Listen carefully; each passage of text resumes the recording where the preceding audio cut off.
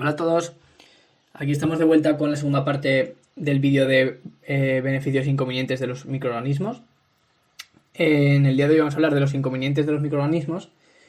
Si recordáis el vídeo anterior, estuvimos hablando sobre los beneficios de estos y os recomiendo verlo porque también es muy importante, ¿vale? Entonces comenzamos con los inconvenientes y bueno, básicamente el inconveniente de los microorganismos es básicamente uno. Y es que algunos de estos, son patógenos. Esto quiere decir que son seres vivos que causan enfermedades infecciosas en nuestro cuerpo. Es por ello que muchas de las enfermedades que conocemos están causadas por microorganismos como por ejemplo bacterias, virus, protozoos, etc. A modo de introducción os he puesto unos conceptos que veis en pantalla, ya que bueno, como está el tema del coronavirus en auge, quiero que los tengáis claros, ya que este año yo creo que habrá bastantes preguntas de virus y demás en selectividad. Entonces, bueno, estos están relacionados con el coronavirus y bueno, no están en ninguna pregunta, pero yo creo que bueno, podrían caer y no son difíciles de aprendérselos, así que bueno. Vamos en primer lugar a ver las diferencias que hay entre una epidemia y una pandemia, y ya que seguro que lo habéis visto mucho en la tele estos días. Y en primer lugar, bueno, la epidemia es una enfermedad infecciosa que ocurre en un lugar determinado y en la que de repente hay muchos casos de infectados, ¿vale? Es decir, hay una enfermedad que ocurre en un país, por ejemplo, y de golpe, ¡boom!, hay muchos infectados de esa enfermedad. Mientras que la pandemia sería una enfermedad infecciosa que se ha extendido a muchas áreas geográficas de la Tierra, es decir, a muchos países, ¿vale? Por lo tanto, el coronavirus en un principio fue una epidemia en China, ya que comenzó ahí, el brote fue ahí, pero con el tiempo pasó a ser una pandemia mundial, ya que afecta a casi todos los países de la Tierra. Y luego tenemos la endemia. La endemia, no la confundáis con epidemia, ¿vale? Endemia sería una enfermedad que ocurre en un sitio determinado, ¿vale? De forma constante. Por ejemplo, hay enfermedades en África que afectan a países de allí, de África, y que esas enfermedades no se ven en otros países, ¿vale? Pues eso sería una endemia, una enfermedad típica, entre comillas, ¿vale? O sea, que únicamente ocurre en ese lugar. Vale, luego tenemos reservorios y vectores, dos términos que también hay que saber. Reservorios básicamente es donde podemos encontrar el microorganismo, en el agua, en el aire, en el suelo, en animales, ¿vale? Donde se encuentra. Y vectores hace referencia a cuando un animal transmite el microorganismo. Por ejemplo, un mosquito que transmite la malaria, ¿vale? Entonces, vector sería ese animal, ese ser vivo que transmite el microorganismo.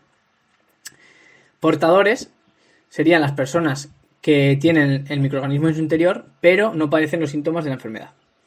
Seguro que habéis oído hablar de que el coronavirus tarda en hacer efecto 15 días. ¿Vale? Pues durante esos 15 días tú eres portador. Tienes el virus en el cuerpo, pero no te das cuenta porque no tienes los síntomas, ¿vale? Pero puedes contagiar al resto de personas. Entonces, eso sería ser portador. Recordar que esto es por el ciclo lisogénico de los virus, en los cuales tú tienes el virus dentro, pero no se manifiesta. Esto lo tenéis explicado en el vídeo de los ciclos, ¿vale? Si lo queréis repasar, podéis ir ahí. Y por último os he puesto la zoonosis. Esto básicamente es el término que hace referencia a cuando una enfermedad de un animal se transmite a un humano. Por ejemplo, de un perro o de un oso, un roedor, a un humano. Por ejemplo, la rabia sería una enfermedad que al principio era de animales y ha llegado a ser también de humanos, ¿vale? Vale. Pasamos y vamos a ver ahora cómo ocurre la infección. Cómo el organismo, invade nuestro cuerpo. Vale, pues el primer paso es entrar al cuerpo del humano. Y una vez que entra al cuerpo, ocurre la adhesión de ese microorganismo, a las células hospedadoras de nuestro cuerpo. Entonces, ¿cómo ocurre? Ya sabéis, por receptores específicos que tienen, por ejemplo, los virus, las bacterias en la membrana o pared celular. ¿Vale? Depende de qué microbio sea, pues va a tener unos receptores u otros. Pero bueno, la adhesión ocurre por receptores, que son proteínas, ¿vale? Después ocurre un foco de infección. En ese lugar en el que ha entrado el microorganismo, se desarrolla la infección antes, obviamente, ¿vale? Ya que ha sido ahí donde está el foco, el brote. Entonces, el foco de infección sería el lugar donde ha entrado el microorganismo y comienza a duplicarse, es decir, a crecer, ¿vale?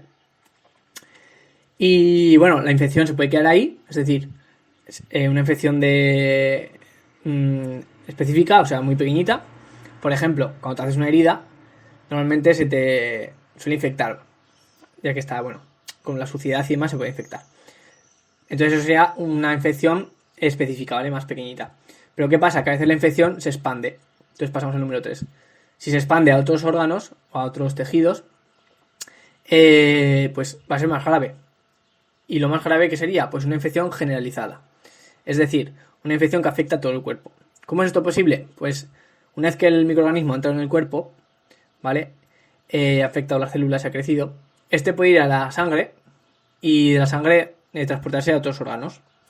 Entonces ya os digo, contra más órganos infecte, más grave va a ser la enfermedad, ¿vale? Como es lógico. Y el caso más grave sería una infección generalizada, que afecta a varios órganos y tejidos del cuerpo. ¿Vale? Entonces ya, los pasos serían ese, ¿vale? Adhesión, foco de infección, es decir, una infección concentrada en un punto y se puede quedar ahí o puede expandirse. ¿Vale? ¿Y por qué ocurre esa infección? Pues ocurre... aquí tendría que poner por qué, ¿vale? En este cómo. ¿Por qué ocurre? Porque los microorganismos, los microbios, ¿vale? Es lo mismo, tienen o pueden producir toxinas y enzimas extracelulares. ¿Vale? ¿Qué son las toxinas? Son sustancias que producen ellos que son tóxicas para nuestras células y tejidos. Por lo tanto, las dañan o incluso las matan, ¿vale? Y enzimas extracelulares, pues ya sabéis, las enzimas es un tipo de proteína que, como el nombre indica, está fuera de la célula. Es decir, son enzimas que tienen fuera de la célula y que lo que hacen también es afectar a las células hospedadoras de nuestro cuerpo. ¿Vale? Por lo tanto, esa infección se produce por las toxinas y las enzimas de los microorganismos. Lo mismo, depende de qué microorganismo sea, pues tendrá unas toxinas, unas enzimas, etc. Ahí no hay que entrar, ¿vale? En detalle. Simplemente así de modo general. ¿Vale? Y ya está. Simplemente que sepáis eso, ¿vale? Que algunos microorganismos son peligrosos porque causan enfermedades infecciosas y se les llama patógenos. Pero recordad que otros muchos son beneficiosos para el medio ambiente, la salud y la biotecnología, ¿vale? Para los humanos. Entonces, bueno, lo dejamos por aquí el vídeo. Os he dejado una tabla para que rellenéis con las enfermedades más comunes causadas por microorganismos. Y tenéis que poner cosas básicas como quién es el vector, cómo se transmiten, etc. Echarle un ojo, ya que alguna vez han preguntado por alguna enfermedad como la malaria en selectividad.